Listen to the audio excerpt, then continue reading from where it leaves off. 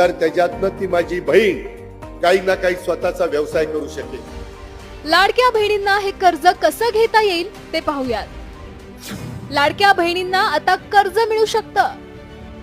स्वतःचा व्यवसाय सुरू करण्यासाठी 40,000पर्यंत कर्ज मिळू शकतं.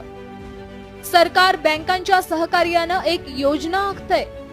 कर्जाचे हप्ते सरकारनं दिलेल्या 1,500 रुपयांमधून परत करता येतील. काही बँका या योजनेत मदत करण्यासाठी पुढे आल्या आहेत. महायुती सरकारने 2025-26 साठी 36,000 कोटींची तरतूद केली आहे. या योजनेमुळे इतर विभागाच्या विकास कामांना कात्री लागतेय.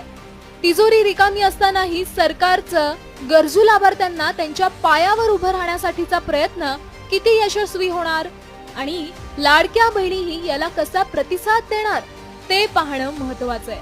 ब्युरो रिपोर्ट, साम टीव्ही.